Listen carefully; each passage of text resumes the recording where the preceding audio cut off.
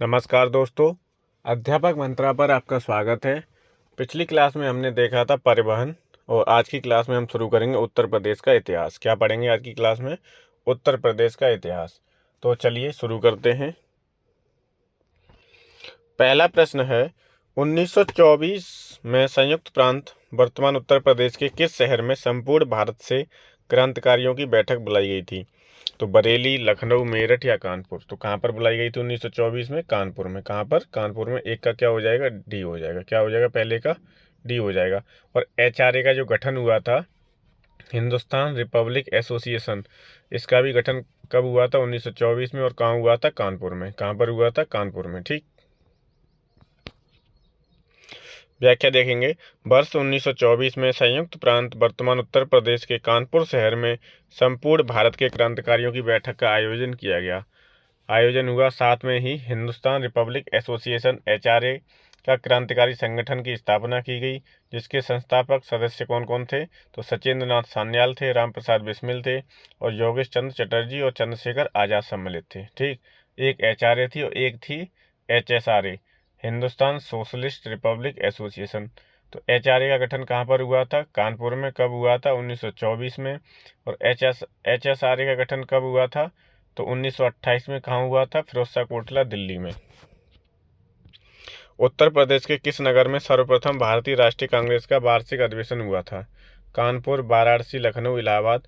तो उत्तर प्रदेश में सबसे पहला अधिवेशन जो कांग्रेस का हुआ था वो इलाहाबाद में हुआ था। कहाँ पर हुआ था? इलाहाबाद में। व्याख्या देखेंगे। उत्तर प्रदेश में कांग्रेस का सर्वप्रथम अधिवेशन इलाहाबाद में आयोजित हुआ था। यह कांग्रेस का चौथा अधिवेशन था जो वर्ष 1988 में संपन्न हुआ था। इसके अध्यक्ष जॉर्ज यूल थे। कौन थे? जॉर्ज यूल थे। मूल लिखा है इसमें, गलत है। जॉर्ज यूल नाम था, जॉर्ज यूल वर्ष। और ये पहले अंग्रेज अध्यक्ष बने थे। पहला ब्रिटिश अध्यक्ष कौन था? George Yule. वर्ष 1892 तथा 1910 में भी कांग्रेस का अधिवेशन इलाहाबाद में आयोजित हुआ था। उल्लेखनीय है कि बनारस में 1905 में तथा लखनऊ में 1899 में, 1916 में और 1936 में तथा कानपुर में 1925 में। कानपुर में जो 1925 में हुआ था, इसकी अध्यक्षता की थी सरोजनी नायडू ने और यह कांग्रेस की प्रथम भारतीय महिला अध्यक्ष थी। कौन थी? प्रथम भारतीय महिला अध्यक्ष कौन थी? सरोजनी नायडू। और प्रथम महिला अध्यक्ष पूछेगा तो एनी बेसेंट। कौन थी? Annie Besant. भारतीय राष्ट्रीय कांग्रेस के प्रथम अध्यक्ष कौन थे? तो व्योमेश चंद्र बनर्जी, WC बनर्जी। उत्तर प्रदेश में वैष्णववाद के सनकादि संप्रदाय का संस्थापक कौन था? सनकादि संप्रदाय का संस्थापक कौन था? निम्बार्काचार्य, रामानुज, विष्णु स्वामी या माधवाचार्य? तो निम्बार्क थे। कौन थे? निम्बार्क। तीन का क्या हो जाएगा? ए हो जाएगा। तीन का क्या हो जाएगा? ए।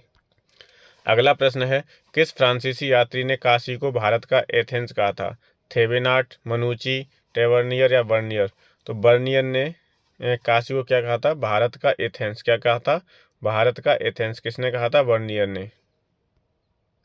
चंदावर का युद्ध जो 1194 में हुआ था, राजा जयचंद मोहम्मद गौरी से पराजित हुआ था।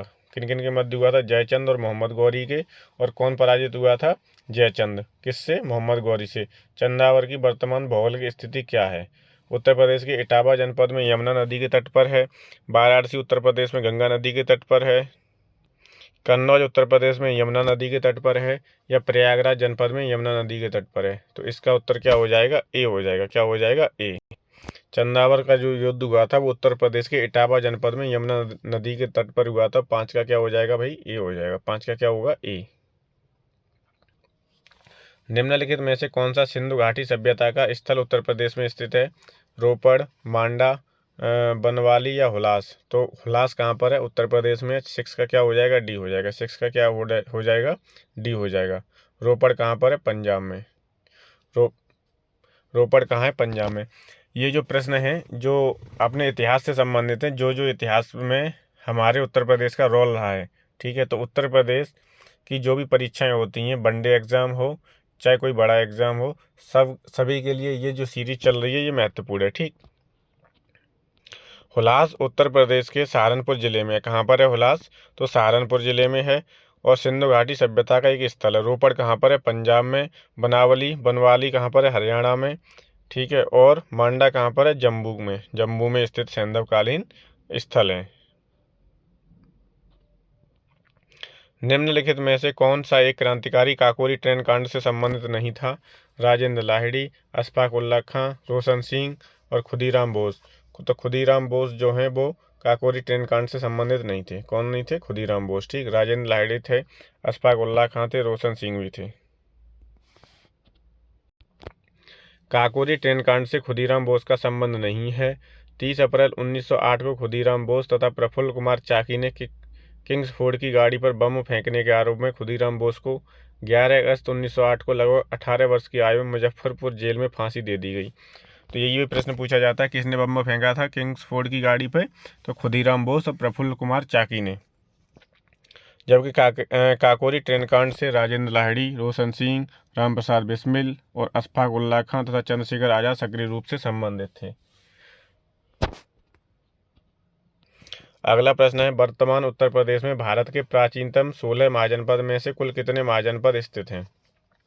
जो 16 जनपद हैं उसमें से उत्तर प्रदेश में कितने हैं? तो 8 हैं। कितने हैं? 8 हैं। तो 8 का क्या हो जाएगा? सी हो जाएगा। 8 का क्या हो जाएगा? सी। बौद्ध ग्रंथ अंगुत्तर निकाय के अनुसार 6वीं शताब्दी ईसा पूर्व में भारतवर्ष 16 महाजनपदों में बटा हुआ था। इन महाजनपदों में उत्तर प्रदेश से 8 महाजनपद शामिल थे। मतलब भारत में जितने थे उसका आधा कर दो। ठीक है। अगर मैं पूछूंगा आपसे कि नेपाल की सीमा कितने जिलों से लगी हुई है, तो कितने बताओगे? 7 जिले। बुंदेलखंड कितने जिलों से मिलकर बना है? बुंदेलखंड क्षेत्र में कितने जिले आते हैं? तो 7 जिले आते हैं। कितने जिले आते हैं? उसमें भी 7 आते हैं। ठीक। महाजनपद में से कुल कितने महाजनपद उत्तर प्रदेश में स्थित हैं? तो 8 महाजनपद। कितने? 8। काशी की वाराणसी है, और कहाँ पर ये? वाराणसी के आसपास का क्षेत्र है। वत्स की कौशाम्बी है, क्या? राजधानी। ये महाजनपद है और राजधानी है। कौशल की श्रावस्ती है जो फैजाबाद के आसपास है। मल्ल की कुशीनगर है जो देवरिया के आसपास है। चेदी की शक्तिमती है जो बुंदेलखंड के आसपास है। कुरु की इंद्रप्रस्थ है जो मेरठ दिल्ली के आसपास थानेश्वर के आसपास वाला क्षेत्र है। सुरसेन की मथुरा है जो मथुराई के आसपास का क्षेत्र है। पांचाल की अहिंछत्र है जो बरेली बदायूं फर्रुखाबाद के आसपास है। ठीक। तो ये ऐसे 8 महाजनपद थे जो उत्तर प्रदेश में अवस्थित थे। अब एक तरफ उत्तर प्रदेश के प्राचीन जनपद दिए, दूसरी तरफ राजधानी दी है। ठीक। तो कुरु की क्या हो जाएगी? कुरु की क्या होगी? इंद्रप्रस्थ। कुरु की क्या हो जाएगी? इंद्रप्रस्थ। और पांचाल की क्या होगी? अहिंक्षेत्र। और कौशल की क्या हो जाएगी? साकेत। कौशल की क्या होगी? साकेत। और वत्स, वत्स तुम कौशाम्बी जाओ, ऐसे ऐसे ट्रिक से याद कर लो। वत्स तुम कौशाम्बी जाओ, तो वत्स की क्या हो जाएगी? कौशाम्बी। तो 4 3 1 2 किस में आ रहा है? बी में आ रहा है। तो इसका उत्तर क्या हो जाएगा? बी हो जाएगा। कुरु की क्या है? इंद्रप्रस्थ। पांचाल की अहिंछत्र। और कौशल की साकेत है, और वत्स की कौशाम्बी है।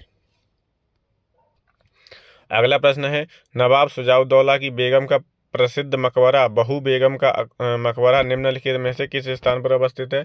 तो बहू बेगम का मकबरा कहाँ पर है? फैजाबाद में। कहाँ पर है? फैजाबाद में। तो क्या हो जाएगा इसका? डी हो जाएगा। बहू बेगम का मकबरा कहाँ पर अवस्थित है? फैजाबाद में। और कब पूछा गया है ये? ROE 2016 में पूछा गया है। नवाब सुजाउद्दौला की बेगम का प्रसिद्ध मकबरा बहू बेगम का मकबरा फैजाबाद अयोध्या में स्थित है।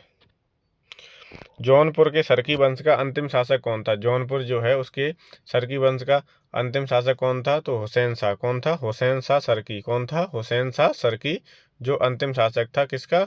जौनपुर के सरकी वंश का। तो 11 का क्या हो जाएगा? ए। 11 का क्या होगा? ए। जौनपुर के सरकी वंश का अंतिम शासक हुसैन शाह था। इस वंश की स्थापना मलिक सरवर द्वारा सन 1394 ईस्वी में की गई थी। तो अगर पूछेगा कि जौनपुर में जो सरकी वंश था इसकी स्थापना किसने की थी? तो मलिक सरवर ने। और इसका अंतिम शासक कौन था? हुसैन शाह सरकी। ठीक है। और कब की गई थी? 1394 में। जब जौनपुर शहर की स्थापना हुई थी 14वीं शताब्दी में, तो फिरोज शाह तुगलक ने अपने चचेरे भाई मोहम्मद बिन तुगलक की याद में की थी। किसने की थी? मोहम्मद बिन तुगलक की याद में। जौनपुर शहर की स्थापना किसने की थी? तो फिरोज शाह तुगलक ने। और किसकी याद में की थी? मोहम्मद बिन तुगलक की याद में। जिसका वास्तविक नाम क्या था? मोहम्मद बिन तुगलक का जोना खां। तो ये भी पूछा गया है कई बार कि जौनपुर की स्थापना किसने की थी? फिरोज शाह तुगलक ने। किसकी याद में की थी? तो मोहम्मद बिन तुगलक की याद में। और मोहम्मद बिन तुगलक का वास्तविक नाम क्या था? जोना खां था। क्या नाम था? जोना खां। निम्न में से कौन एक 1924 के कानपुर षड्यंत्र मामले में शामिल नहीं था? मुजफ्फर अहमद, नलिनी गुप्ता, शौकत उस्मानी, M.A. अंसारी। तो कानपुर षड्यंत्र में M.A. अंसारी शामिल नहीं थे। 12 का क्या हो जाएगा डी। बाकी मुजफ्फर अहमद, नलिनी गुप्ता, शौकत उस्मानी सब कानपुर षड्यंत्र में शामिल थे।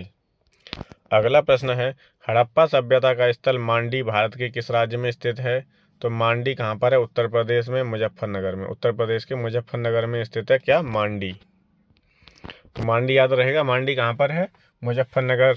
और मुजफ्फरनगर कहाँ पर है? उत्तर प्रदेश में। तो मांडी जो है वो कहाँ पर है? मुजफ्फरनगर, उत्तर प्रदेश में। अगला प्रश्न है, शेरशाह सूरी का अंतिम अभियान निम्नलिखित में से किस राज्य के विरुद्ध था?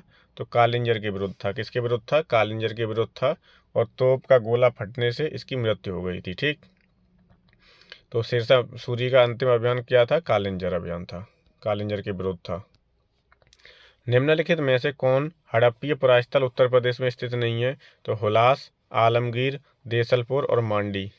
तो इनमें से कौन सा हड़प्पीय पुरास्थल उत्तर प्रदेश में स्थित नहीं है? तो इसका उत्तर हो जाएगा, क्या हो जाएगा इसका उत्तर? देसलपुर। क्या हो जाएगा? देसलपुर। 15 का क्या हो जाएगा? बी। देसलपुर जो है वो उत्तर प्रदेश में अवस्थित नहीं है। बाकी हुलास, आलमगीर पता ही है, हिंडन नदी मेरठ में स्थित है। मांडी अभी बताया ही था कहाँ पर है, मुजफ्फरनगर उत्तर प्रदेश में है।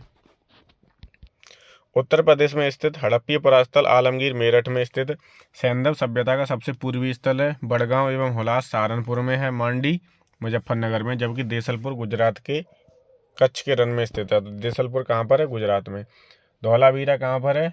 गुजरात में। लोथल कहाँ पर है? गुजरात में। सुरकोटडा कहाँ पर है? गुजरात में।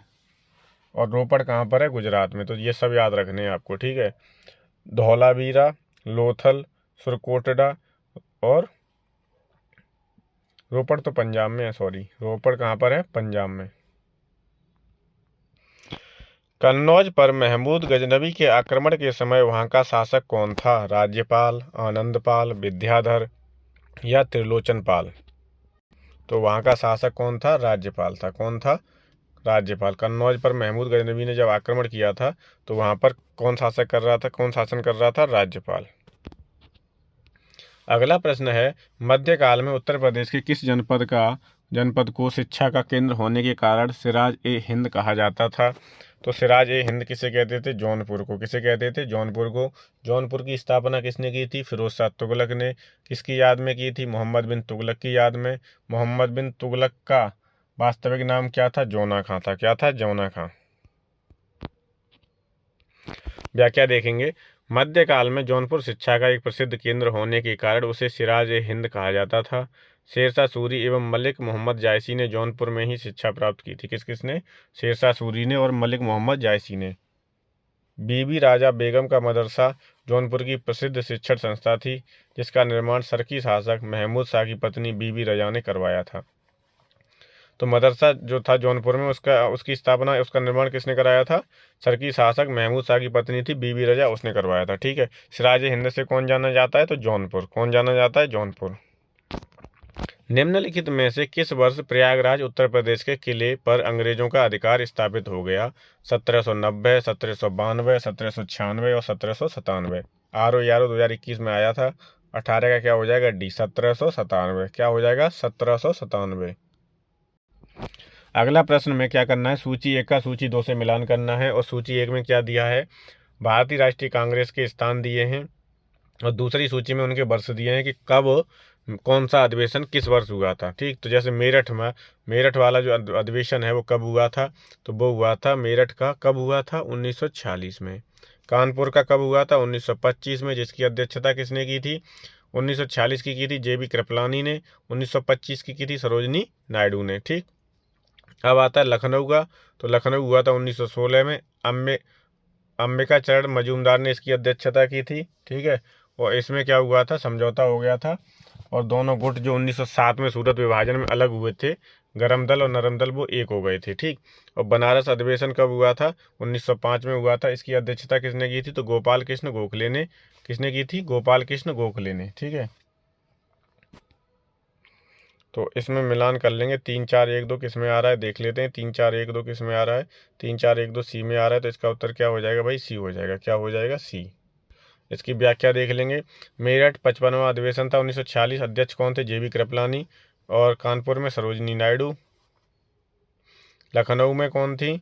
तो अंबिका चरण मजूमदार। और 1905 में कौन थे? गोपाल कृष्ण गोखले। निम्नलिखित में से किस वर्ष वर्तमान उत्तर प्रदेश का प्राय संपूर्ण क्षेत्र बंगाल प्रेसिडेंसी से अलग करके आगरा प्रेसिडेंसी के अधीन कर दिया गया?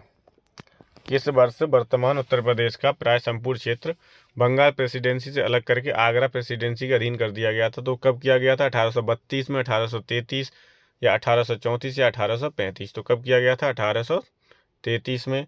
तो क्या हो जाएगा इसका? 1833। क्या हो जाएगा? 1833। 20 का क्या हो जाएगा? बी। अगला प्रश्न है, निम्नलिखित में से कौन सही सुमेलित नहीं है? तो ये पूर्व मध्यकालीन उत्तर प्रदेश के शहर हैं और वर्तमान अवस्थिति है। कोइल अलीगढ़ में अवस्थित है, सही है। महोत्सव नगर महुआ, सही है। महोदय श्री कन्नौज, सही है। जेजाक भुक्ती कौशाम्बी, यही गलत है, क्योंकि जेजाक भुक्ती क्या है? बुंदेलखंड। क्या है ये? बुंदेलखंड। ठीक है, तो ये से याद रखेंगे, बुंदेलखंड। ठीक, ये सही है। ये वाला होगा, जेजाक भुक्ती कौशाम्बी नहीं होगा। ठीक है, तो 21 का उत्तर क्या हो जाएगा? डी हो जाएगा। 21 का उत्तर क्या होगा? डी। अगला प्रश्न है, प्रश्न क्या व्याख्या देखते हैं। कोल या कोइल की वर्तमान अवस्थिति क्या है? अलीगढ़। महोत्सव नगर की महुआ। महोदय श्री की कन्नौज। और जेजाक भुक्ती की क्या है? बुंदेलखंड। जेजाक भुक्ती की क्या है? बुंदेलखंड।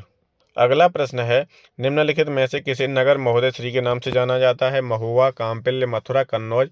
तो किसे जाना जाता है महोदय श्री के नाम से? कन्नौज को। किसे? कन्नौज को।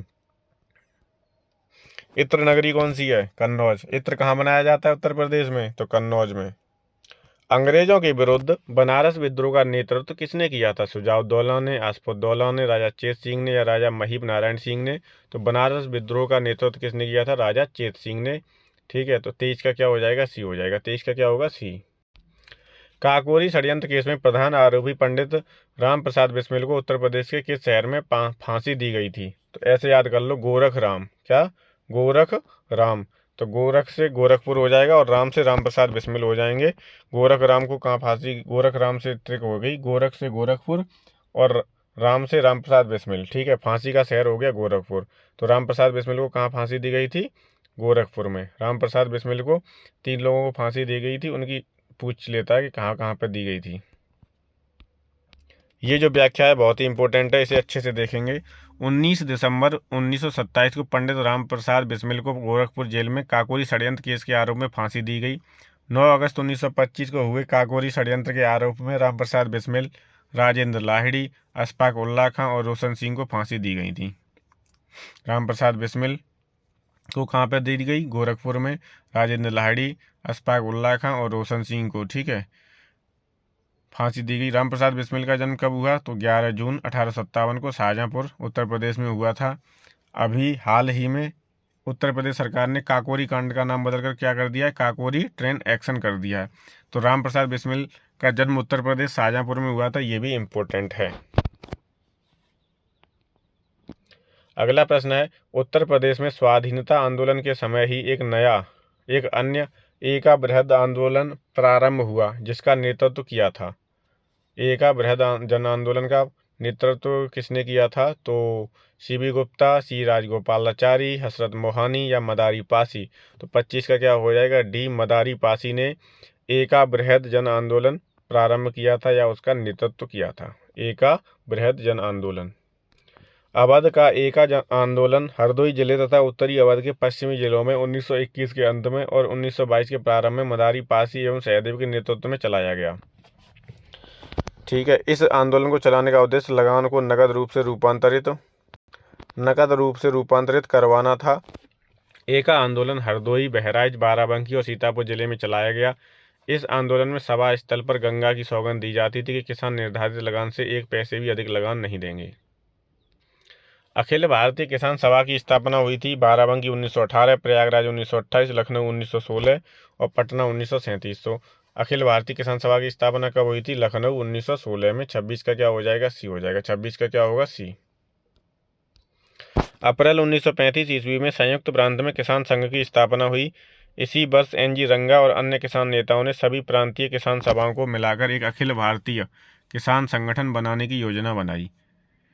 अपने इसी उद्देश्य को आगे बढ़ाते हुए किसान नेताओं ने 11 अप्रैल 1936 ईस्वी को, कब? 11 अप्रैल 1936 को लखनऊ में अखिल भारतीय किसान सभा की स्थापना की। स्वामी सहजानंद सरस्वती इसके अध्यक्ष थे और NG रंगा कौन थे इसके महासचिव, तो ये दोनों नाम याद रखने हैं। स्वामी सहजानंद सरस्वती इसके अध्यक्ष थे और NG रंगा इसके क्या थे, महासचिव बने। अखिल भारतीय किसान सभा को जवाहरलाल नेहरू ने भी संबोधित किया।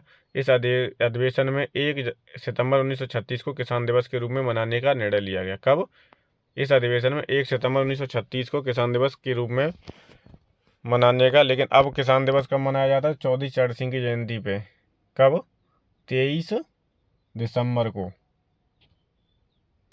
लखनऊ में स्थापित अखिल भारतीय किसान कांग्रेस के महासचिव के रूप में निम्नलिखित में से किसे चुना गया था? तो अध्यक्ष कौन थे? स्वामी सहजानंद सरस्वती। और क्या पूछ रहा है? महासचिव कौन थे? NG रंगा थे। कौन थे? NG रंगा। और इसकी स्थापना कब हुई थी?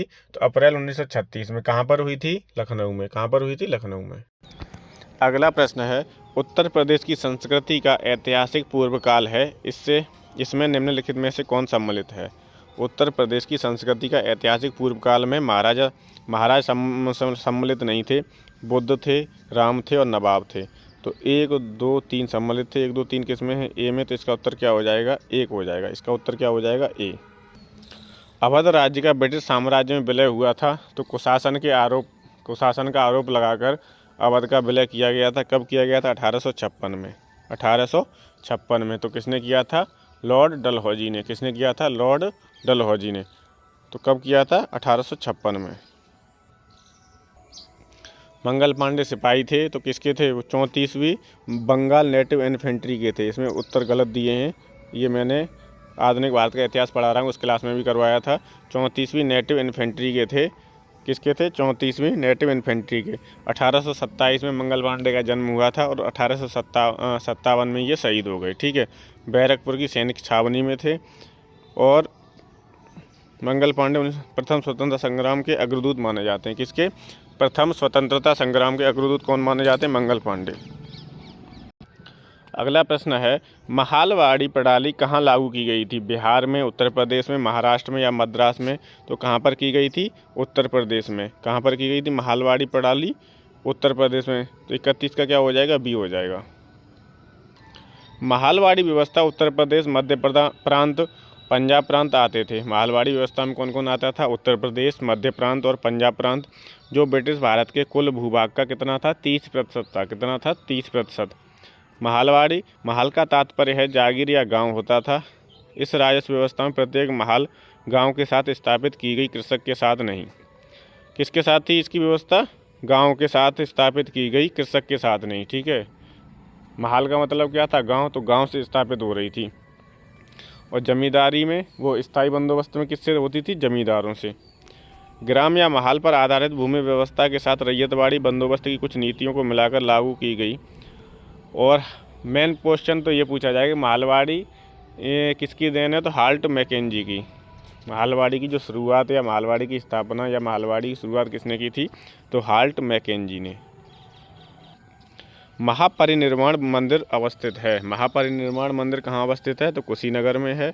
32 का क्या हो जाएगा? ए हो जाएगा। 32 का क्या हो जाएगा? ए।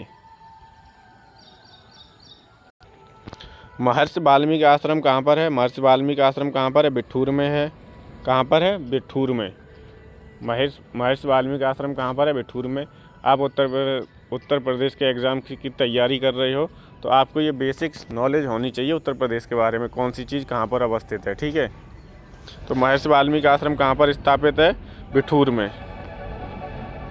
अगला प्रश्न है, वह प्राचीन स्थल जहाँ 60,000 मुनियों की सभा में संपूर्ण महाभारत कथा का वाचन किया गया था।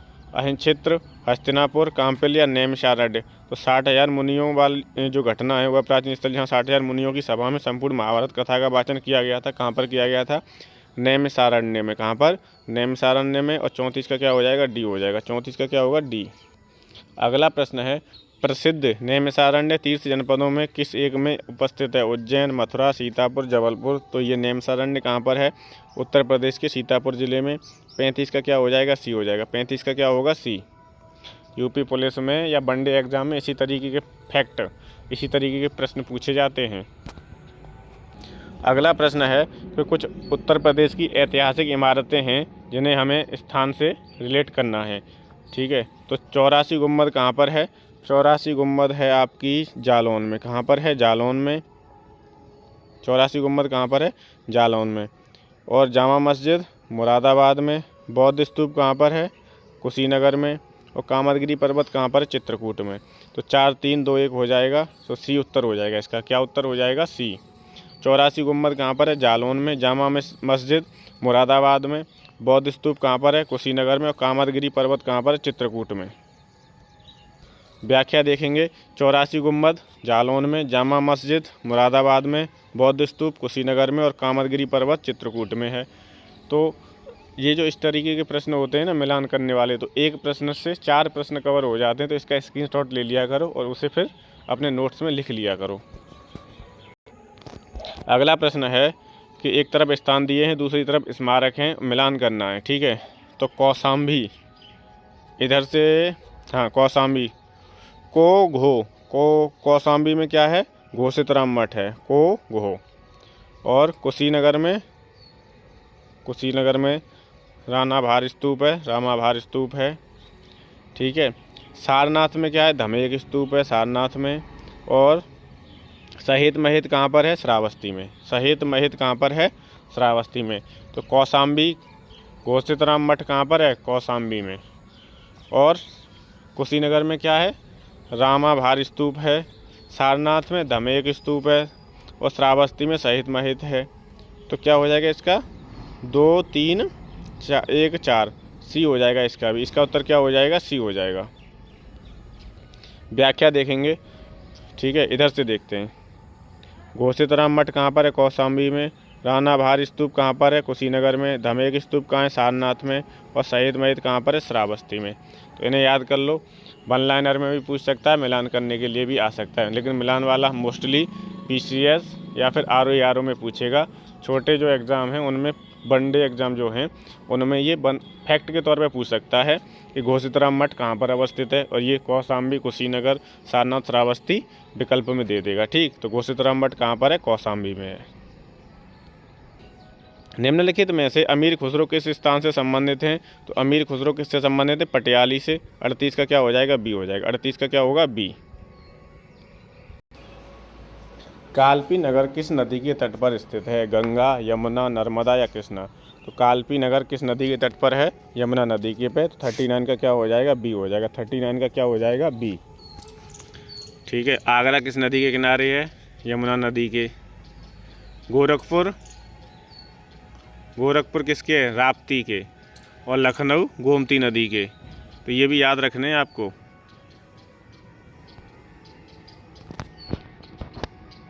कालपी नगर उत्तर प्रदेश के जालौन जिले में यमुना किनारे स्थित है। कहाँ पर? जालौन जिले में। यह नदी यमुना बृहद चाप के आकार में सहारनपुर, मुजफ्फरनगर, मेरठ, गाजियाबाद, बुलंदशहर, मथुरा, आगरा, इटावा, जालौन, हमीरपुर, बांदा, फतेहपुर, प्रयागराज आदि 19 जिलों में बहती हुई प्रयाग में गंगा से मिल जाती है। तो यमुना नदी उत्तर प्रदेश में कितने ज़िलों से बहती है? तो 19 से। और गंगा जी कितने ज़िलों से? 28 से। गंगा कितने से? 28 से। और यमुना 19 से। तो ये भी याद रखना है। उत्तर प्रदेश का प्राचीनतम जीवंत नगर किसे कहा जाता है? तो वाराणसी को। किसे कहा जाता है? वाराणसी को। प्रत्येक प्रश्न जो है एग्ज़ाम में आया हुआ है, तो इन्हें हल्के में मत लेना। उत्तर प्रदेश का प्राचीनतम जीवंत नगर किसे कहा जाता है? वाराणसी को। उत्तर प्रदेश का प्राचीनतम जीवंत नगर वाराणसी संसार के प्राचीनतम बसे शहरों में से एक है। बनारस और काशी भी कहते हैं इसे। हिंदू धर्म में सर्वाधिक पवित्र नगरों में से एक वाराणसी को माना जाता है। इसे अभिमुक्त क्षेत्र भी कहा जाता है। कौन सा क्षेत्र? अभिमुक्त। गुप्त काल में टेराकोटा पक्की ईंटों से बना भीतरगांव मंदिर उत्तर प्रदेश में कहाँ पर है? तो भीतरगांव मंदिर कहाँ पर है? कानपुर में है। भीतरगांव मंदिर कहाँ पर है? कानपुर में। वाराणसी के विश्वनाथ मंदिर का निर्माण किसने कराया था?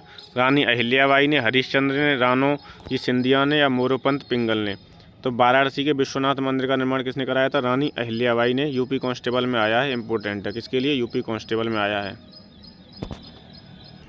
महर्षि वाल्मीकि का आश्रम ब्रह्मवर्त में स्थित था, जो वर्तमान में उत्तर प्रदेश के कहाँ पर है? बिठूर में। महर्षि वाल्मीकि का आश्रम कहाँ पर है? बिठूर में। कहाँ पर है? बिठूर। आगरा की मोती मस्जिद का निर्माण किसने करवाया था? शाहजहां ने। तो इसका मैंने बताया था आपको कि आगरा में भी मोती मस्जिद है और दिल्ली में भी है। तो आगरा वाली इस तरीके से याद रखेंगे कि आगरा में जो ताजमहल है वो किसने बनवाया है, शाहजहाँ ने। तो आगरा वाली मोती मस्जिद भी किसने बनवाई है, शाहजहाँ ने, ठीक है। और जो दिल्ली वाली मोती मस्जिद है वो किसने बनवाई है, औरंगजेब ने। किसने बनवाई है, औरंगजेब ने। तो मोती मस्जिद दोनों जगह पर हैं, आगरा में भी है और दिल्ली में भी है। आगरा वाली किसने बनवाई है, शाहजहाँ ने। यूपी कांस्टेबल में पूछा गया है। तो अगला प्रश्न है, नरसिंह की सबसे ऊंची शैलोत्कीर्ण प्रतिमा कहाँ पाई गई है। तो ये पाई गई है दुधई। दुधई कहाँ पर है, ललितपुर में। दुधई कहाँ पर है, ललितपुर में। तो दुधई भी पूछा जा सकता है या ललितपुर भी विकल्प में होगा, आपको याद रखना है, ठीक है। नरसिंह की सबसे ऊंची शैलोत्कीर्ण प्रतिमा कहाँ पाई गई है, दुधई, ललितपुर में। चलिए अगला प्रश्न देखते हैं। कुशीनगर बौद्धों के लिए महत्वपूर्ण है क्योंकि गौतम बुद्ध कुशीनगर में क्या हुआ था, गौतम बुद्ध को मोक्ष की प्राप्ति हुई थी, जिसे हम क्या कहते हैं, महापरिनिर्वाण, ठीक है।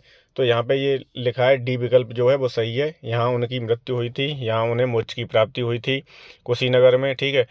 तो इनकी जो मृत्यु हुई थी, मोक्ष की प्राप्ति हुई थी, वहीं पे एक स्तूप बना है जिसे हम बोलते हैं राणा भार स्तूप। कौन सा, राणा भार स्तूप, ठीक है। ये पूछा भी गया है, राणा भार स्तूप कहाँ पर है, तो कुशीनगर में है। और एक स्तूप आपको याद रखना है, उसकी ट्रिक मैंने जो याद किया था वो बता रहा हूँ, कौ और घौ, ठीक है, ऐसे याद कर लो, कौ घौ। कौ से हो जाएगा कौशाम्बी और घौ से हो जाएगा घोषितराम मठ। क्या हो जाएगा, कौ से कौशाम्बी, घौ से घोषितराम मठ, ठीक है। ये हो गया एक। दूसरा है कुराना।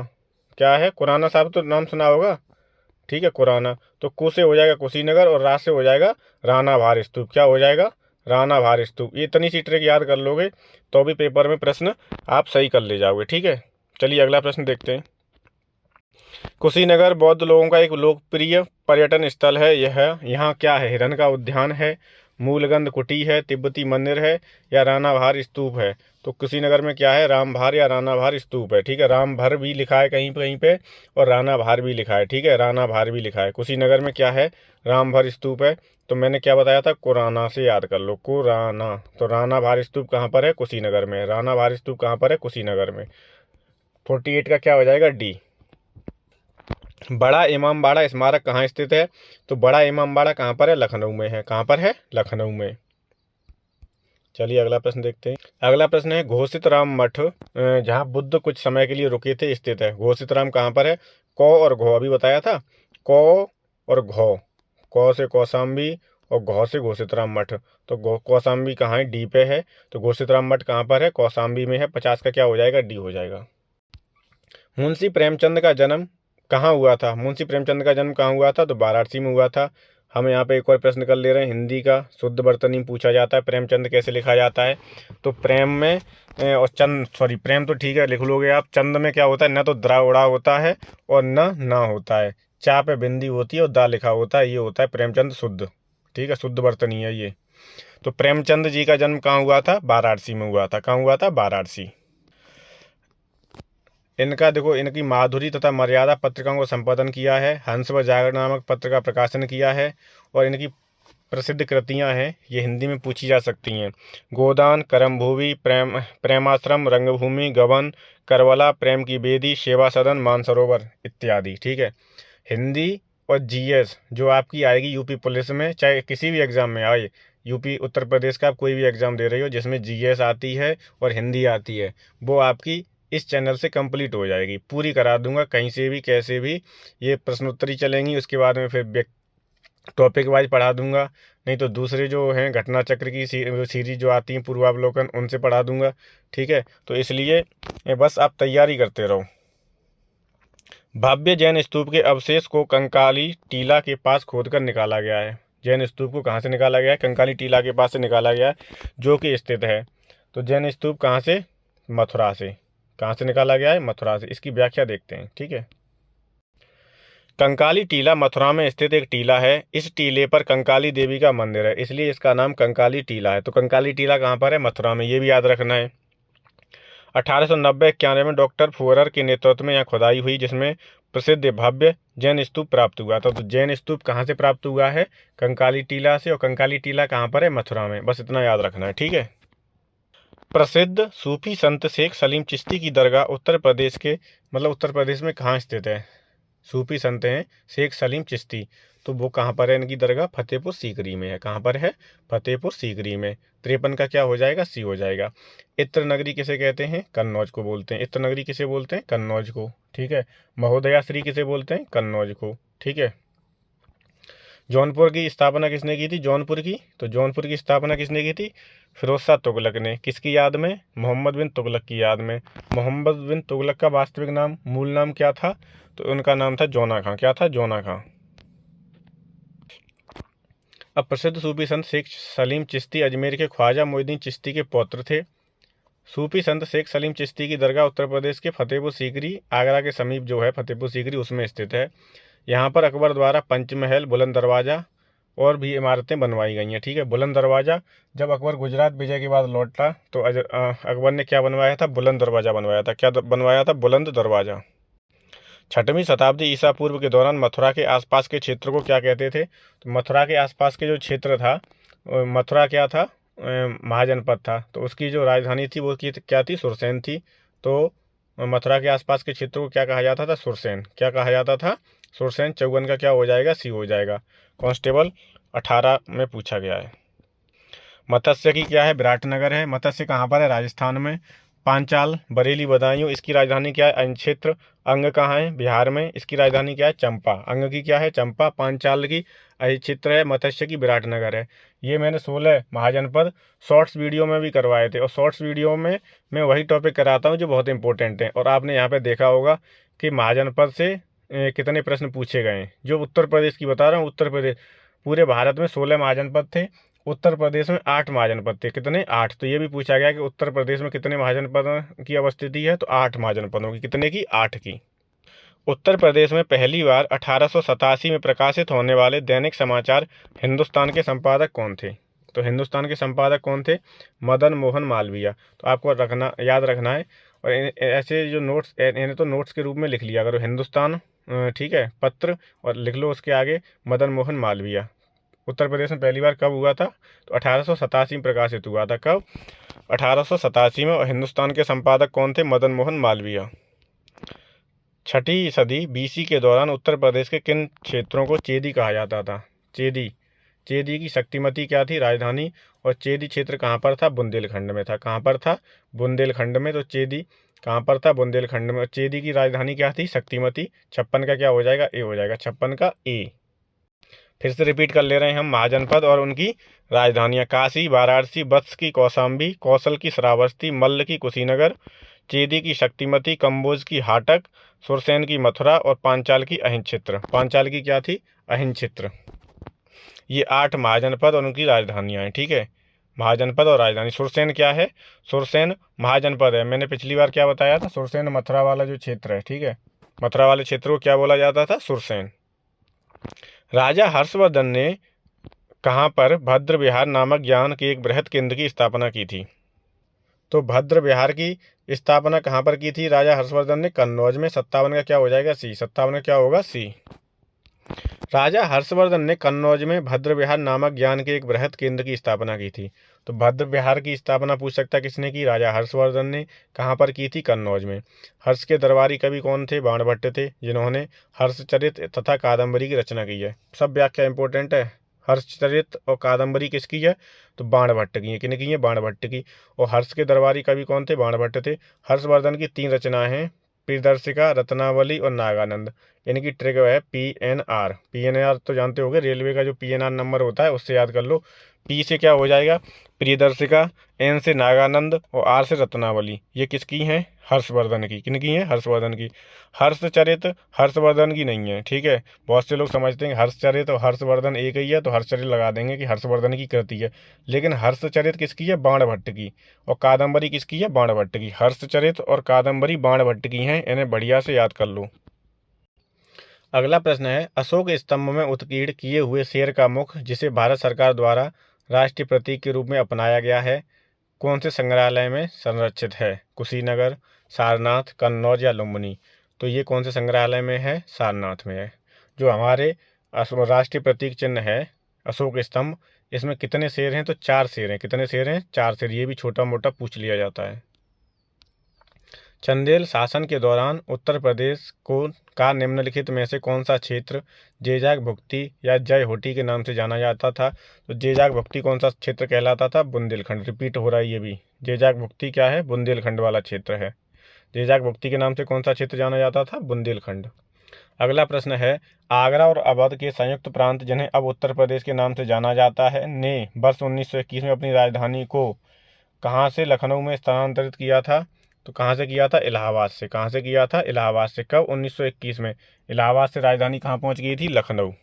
1921 में। गौतम बुद्ध की माँ देवदह राज्य के शासक परिवार से थी। गौतम बुद्ध की माँ किससे थी? देवदह राज्य के शासक परिवार से थी, जो अब उत्तर प्रदेश के किस जिले में है? तो देवदह राज्य के शासक परिवार से वो कहाँ पर है? उत्तर प्रदेश के बस्ती जिले में है। किस में है? बस्ती में। तो 61 का क्या हो जाएगा? सी हो जाएगा। महात्मा गौतम बुद्ध की मां का नाम महामाया था। वह देवदह राज्य के कोलीय वंशीय शासकीय परिवार से संबंधित थी। देवदह राज्य वर्तमान समय में उत्तर प्रदेश के बस्ती जिले में स्थित है। कहाँ पर है? बस्ती जिले में। कोलीय गणराज्य पूर्वी उत्तर प्रदेश व नेपाल की सीमा पर स्थित बुद्धकालीन गणराज्य था। वाल्मीकि का आश्रम ब्रह्मवर्त में था, जो अवस्थित है। वाल्मीकि का आश्रम कहाँ पर है? बिठूर में है। 62 का क्या हो जाएगा? ए हो जाएगा। 62 का क्या होगा? ए। अगला प्रश्न है, 1 जनवरी 1845 को उत्तर प्रदेश ने कौन सा हिंदी समाचार पत्र निकाला जिसे गोविंद रघुनाथ ने संपादित किया था? तो गोविंद रघुनाथ ने किस अखबार को संपादित किया था? बनारस अखबार को। किसे किया था? बनारस अखबार को। तो 63 का क्या हो जाएगा? बी। 63 का क्या हो जाएगा? बी। भेड़ कुंड, जहां अर्जुन ने द्रौपदी से शादी करने के लिए मछली को निशाना बनाया था, उत्तर प्रदेश के किस जिले में है? भेड़ कुंड कहाँ पर है? फर्रुखाबाद में। कहाँ पर है भाई? फर्रुखाबाद में। 64 का क्या हो जाएगा? सी हो जाएगा। नया प्रश्न है, शायद आपने पढ़ा हो। भेड़ कुंड जो है, जहाँ अर्जुन ने द्रौपदी से शादी करने के लिए मछली को निशाना बनाया था। कहानी तो सुनी होगी। अर्जुन को क्या दिखाई दे रहा है? पुतली। आँख नहीं, आँख की पुतली दिखाई दे रही है। उत्तर प्रदेश के वर्तमान मुख्यमंत्री योगी आदित्यनाथ किस संप्रदाय से संबंधित हैं? तो ये नाथ संप्रदाय से संबंधित हैं। 65 का क्या हो जाएगा? बी हो जाएगा। नाथ संप्रदाय से हैं योगी आदित्यनाथ। सूफी कवि अमीर खुसरो का जन्म उत्तर प्रदेश के किस जिले में हुआ था? तो एटा में। कहाँ पर? पटियाली में। कहाँ पर हुआ था? पटियाली में। एटा पटियाली में अमीर खुसरो का जन्म हुआ था। अगला प्रश्न है, बहू बेगम का मकबरा उत्तर प्रदेश के किस जिले में स्थित है? तो ये पूछा गया है, रिपीट हो रहा है। बहू बेगम का मकबरा कहाँ पर है? फैजाबाद अयोध्या में। कहाँ पर है? फैजाबाद अयोध्या में। उत्तर प्रदेश के निम्नलिखित में से किस जिले को नवाबों का शहर कहा जाता है? सब जानते हैं, लखनऊ को कहा जाता है। और ये चिकनकारी के लिए प्रसिद्ध है। लखनऊ किसके लिए भी प्रसिद्ध है? चिकनकारी के लिए। ये भी पूछा गया है, चिकनकारी, ठीक है, जो कढ़ाई होती है। उत्तर प्रदेश में किस धर्म के अनुयायी सबसे कम हैं? इस्लाम धर्म, हिंदू धर्म, पारसी या बुद्ध? तो पारसी धर्म के सबसे कम है। किसके? पारसी धर्म के। अगला प्रश्न है, 14वीं शताब्दी की प्रसिद्ध मस्जिद जिसे अटाला मस्जिद या अटाला मॉस्क्यू कहा जाता है, उत्तर प्रदेश के किस शहर में स्थित है? तो अटाला मस्जिद कहाँ पर है? जौनपुर में। कहाँ पर है भाई? जौनपुर में। 70 का क्या हो जाएगा? सी हो जाएगा। 70 प्रश्न हो चुके हैं अभी तक। अवध राज्य जिसे औध भी कहा जाता है पर 1700 अवध राज्य पर 1722 से 1756 तक मुस्लिम शासकों का शासन था। अवध पर शासन करते समय शासकों ने निम्नलिखित में से कौन सी उपाधि अपनाई थी? तो अवध में तो अवध के नवाब, तो नवाब कौन सी उपाधि अपनाई थी? नवाब की उपाधि। किसकी उपाधि? नवाब की उपाधि अपनाई थी। ठीक है, इसमें लास्ट वाला फैक्ट इंपॉर्टेंट है। वैसे तो इंपॉर्टेंट है, पूरी व्याख्या देख लेते हैं। अवध के शासक ने नवाब की उपाधि अपनाई थी। अवध की स्थापना स्वतंत्र राज्य के रूप में 1772 में सादत खां बुरहान उल मुल्क ने की थी। तो ये भी पूछ लिया जाता है कि अवध की स्थापना किसने की थी? सादत खां बुरहान उल मुल्क ने की थी। अवध का अंतिम नवाब कौन था? वाजिद अली शाह था। और 1856 में लॉर्ड डलहौजी ने अवध को ब्रिटिश शासन के अधीन कर लिया। कब? 1856 में। तो ये भी पूछा गया है, अवध को कब मिलाया था? 1856 में। उत्तर प्रदेश के किस शहर में ऐतिहासिक स्मारक जैसे बड़ा इमामबाड़ा और छोटा इमामबाड़ा स्थित हैं? तो ये कहाँ पर है इमामबाड़ा? दोनों, बड़ा और छोटा, लखनऊ में। तो 72 का क्या हो जाएगा? बी। रामायण के रचयिता वाल्मीकि का आश्रम निम्नलिखित में से कहाँ स्थित है? आर्यावर्त, ब्रह्मावर्त, श्रावण या पडरौना? तो रामायण वाल्मीकि का आश्रम कहाँ पर है? ब्रह्मावर्त में। कहाँ पर है? ब्रह्मावर्त में। ठीक है। रामायण के रचयिता आदि कवि वाल्मीकि का आश्रम चित्रकूट में स्थित है। कहाँ पर है? चित्रकूट में, जिसे प्राचीन काल में ब्रह्मावर्त कहा जाता है। क्या कहा जाता है? ब्रह्मावर्त। निम्नलिखित में से किसे शेर ए बलिया के नाम से जाना जाता है? भगत सिंह, चंद्रशेखर आजाद, चित्तू पांडे या मंगल पांडे? लोअर पीसीएस में पूछा गया है। शेर ए बलिया किसे कहा जाता है? चित्तू पांडे को। किसे कहा जाता है? चित्तू पांडे को। 74 का क्या हो जाएगा? सी। 74 का क्या होगा? सी। चित्तू पांडे भारत के स्वतंत्रता संग्राम सेनानी थे। उन्हें शेर ए बलिया के नाम से जाना जाता है। चित्तू पांडे को क्या बोला जाता है? शेर ए बलिया। उन्होंने वर्ष 1942 में बलिया में भारत छोड़ो आंदोलन में महत्वपूर्ण भूमिका निभाई थी। 10 अगस्त 1942 को बलिया में स्थापित अस्थायी सरकार का नेतृत्व किया था। बलिया में जो अस्थायी सरकार बनी थी उसका नेतृत्व किसने किया था? तो चित्तू पांडे ने। अवध की रियासत से उस प्रसिद्ध योद्धा बेगम का नाम क्या है जिन्होंने 1857 के विद्रोह में अंग्रेजों के साथ होने वाली लड़ाई में भाग लिया था? तो किसने लिया था? बेगम हजरत महल ने। किसने लिया था? बेगम हजरत महल ने। लखनऊ और अवध में किसने नेतृत्व किया था? बेगम हजरत महल ने। लखनऊ अवध में 1857 की जो क्रांति हुई थी, विद्रोह का प्रारंभ 4 जून 1857 को हुआ था। तो ये भी पूछा गया था पिछली बार पीसीएस में कि लखनऊ में जो विद्रोह हुआ था 1857 का, वो कब शुरू हुआ था? तो 4 जून 1857 को हुआ था। उस समय अवध की रियासत की प्रसिद्ध योद्धा बेगम हजरत महल थी। उन्होंने अपने अल्पवयस बेटे बिजरिस कादिर को नवाब घोषित किया था। किसे? बिजरिस कादिर को। ठीक है, घोषित कर प्रशासन को खुद संभाल लिया था और समानांतर सरकार की स्थापना की। अंत में सितंबर 1858 को कैंपबेल ने गोरखा रेजिमेंट की सहायता से लखनऊ पर पुनः अधिकार कर लिया। तो किसकी सहायता से किया था? कैंपबेल की सहायता से। ये भी पूछा जाता है, किसकी सहायता से? कैंपबेल की से। कानपुर में किसने किया था? नाना साहब और तात्या टोपे ने। इलाहाबाद बनारस में 1857 क्रांति का नेतृत्व किसने किया था? लियाकत अली ने। असम में मनीराम दत्त ने। बरेली में खान बहादुर खान ने। ठीक है, और झांसी में रानी लक्ष्मीबाई ने। तो इन्हें याद रखना। 1857 क्रांति से संबंधित फैक्ट हैं, इन्हें भी याद रखना है। अगला प्रश्न है, परमहंस योगानंद गिरी जिन्होंने पश्चिम को योग के ज्ञान से परिचित किया, इनका जन्म कहाँ हुआ था? प्रयागराज में, वाराणसी में, गोरखपुर में या कुशीनगर में? तो इनका जन्म हुआ था गोरखपुर में। किनका? परमहंस योगानंद गिरी का। परमहंस योगानंद गिरी का जन्म कहाँ हुआ था? गोरखपुर में। और इन्होंने पश्चिम को योग के ज्ञान से परिचित कराया था। ठीक, चलिए अगला प्रश्न देखते हैं। 1857 के विद्रोह में कानपुर के नेता कौन थे? तात्या टोपे, कुंवर जगदीश सिंह, नाना साहेब, वाजिद अली शाह। तो नाना साहेब कहाँ के नेता थे? कानपुर के। कानपुर में नेतृत्व किसने किया था? नाना साहेब ने। और बाद में नाना साहेब कहाँ चले जाते हैं? नेपाल। कहाँ चले जाते हैं? ना से नेपाल, ना से नाना साहेब। तो कानपुर में नेतृत्व किसने किया था? नाना साहेब ने। जगदीश कुंवर सिंह ने कहाँ पर किया था? बिहार में। जगदीश कुंवर सिंह ने कहाँ किया था? बिहार में। वर्ष 1857 के विद्रोह में कानपुर के नेता नाना साहेब थे। वर्ष 1857 के भारतीय विद्रोह, जिसे प्रथम भारतीय स्वतंत्रता संग्राम सिपाही विद्रोह के नाम से जाना जाता है, इस विद्रोह के विभिन्न राजनीतिक, आर्थिक, धार्मिक, सैनिक तथा सामाजिक कारण बताए जाते हैं। यह ईस्ट इंडिया कंपनी के खिलाफ प्रथम व्यापक विद्रोह था। इस विद्रोह के कुछ भारतीय नेता रानी लक्ष्मीबाई ने झांसी में, कुंवर सिंह ने बिहार में, बहादुर शाह जफर और बख्त खान ने दिल्ली में, नाना साहब ने कानपुर में और बेगम हजरत महल ने लखनऊ आदि में क्या किया था? नेतृत्व किया था। नाना साहब के सहयोगी कौन थे? तात्या टोपे थे। कौन थे? तात्या टोपे। अगला प्रश्न है, इखलास खान का रोजा मकबरा, इखलास खान का रोजा या मकबरा उत्तर प्रदेश के निम्नलिखित में से किस जिले में है? इखलास खान का रोजा कहाँ पर है? बदायूं में। कहाँ पर है? बदायूं में। 78 का क्या हो जाएगा? डी हो जाएगा। 78 का क्या होगा? डी। इखलास खान का रोजा मकबरा उत्तर प्रदेश के बदायूं जिले में है। नवाब इखलास खान की बेगम ने अपने शौहर की याद में मकबरे का निर्माण कराया था, जिसे इखलास खान के रोजा के नाम से जाना जाता है। इस मकबरे का निर्माण 1094 हिजरी सन 1690 में कराया गया। इस मकबरे की लंबाई 152 फुट और चौड़ाई 150 फुट है।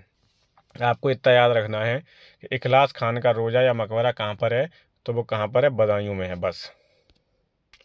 सारनाथ वह पवित्र स्थान है जहाँ भगवान बुद्ध ने अपना पहला उपदेश दिया था।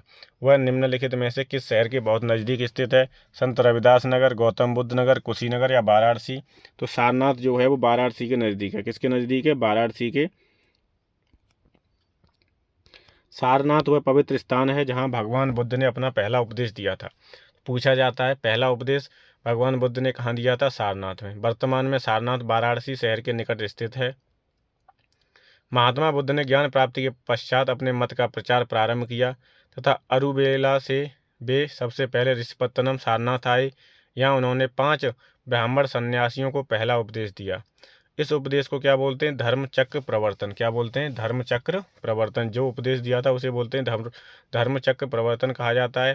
तथा महात्मा बुद्ध ने सर्वाधिक उपदेश कहाँ दिए थे? श्रावस्ती में। कहाँ पर दिए थे? श्रावस्ती में।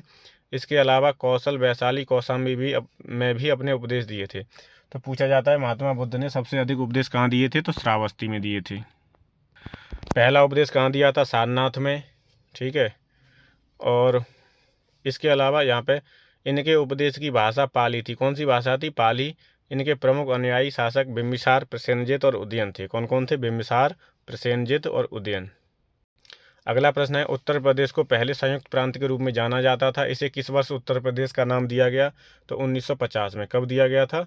1950 में। 80 का क्या हो जाएगा? सी हो जाएगा। 80 का क्या हो जाएगा? सी। 1 अप्रैल 1937 की ब्रिटिश शासन के दौरान उत्तर प्रदेश को संयुक्त प्रांत आगरा व अवध के रूप में स्थापित किया गया। 1 अप्रैल 1937 को क्या किया गया?